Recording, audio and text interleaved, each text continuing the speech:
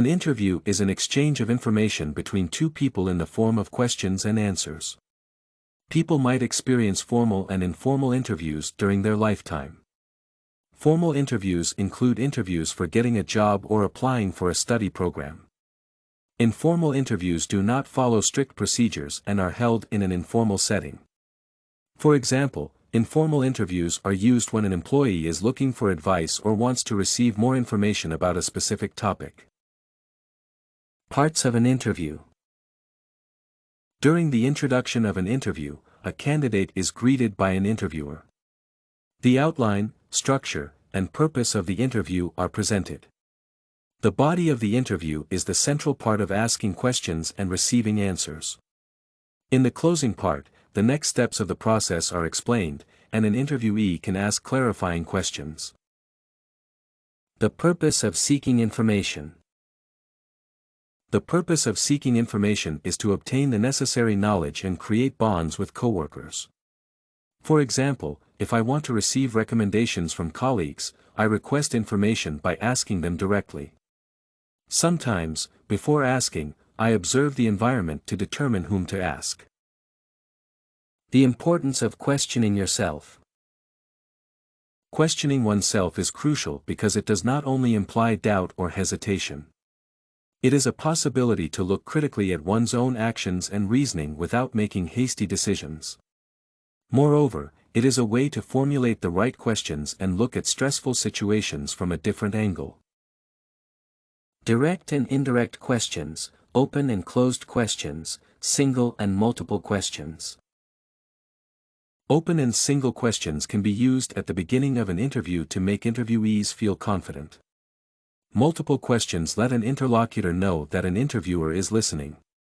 Direct and closed questions guide the flow of the conversation by demanding exact pieces of information.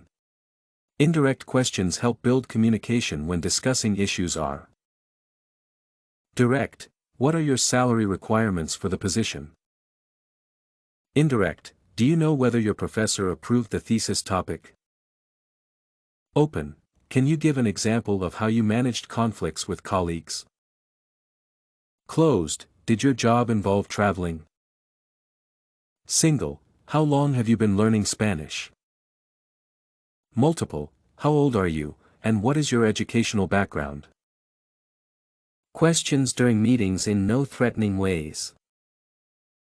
First of all, there should be a safe and comfortable environment for everyone. Besides, meetings have to be designed in a structured way. In the beginning, questions can be more general to break the ice, such as open questions. The following questions can be asked using prefatory statements to let interviewees think and respond coherently. Using presupposition and prefatory statements impact the types of answers parents give during discussions about their children. Presupposition implies that there is a necessary assumption needed to understand the question. It guides the conversation in the right direction and does not allow parents to avoid answering. The example is, do you know that Sam has experienced problems with a midterm test? Prefatory statements direct the attention of the interlocutor and give time to think. The example is, the next question is crucial for preparing the curriculum for the next term. What kind of improvements do you expect from us? Overt and covert information. Covert information is often concealed or not acknowledged, whereas overt information is easily observable. For example, when students share opinions on the question or read aloud, they follow the over-engagement strategy. Covert strategy means relying on the mental thinking process or reflecting on past events. Terms advice, suggestion, and command are different from explanations. The goal of an explanation is to present new knowledge or describe cause and effect. Advice is different from an explanation because it is a formal way of presenting a solution. Unlike an explanation, it requires expertise and supervision. A suggestion does not need control as it is an informal way of introducing an opinion.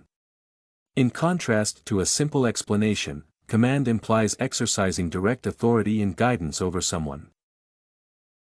Ways of handling uncooperative communicators. If the communicator is passive, it is reasonable to let them think and use body language. In the situation, when the communicator is overly expressive, it is advised to speak slowly.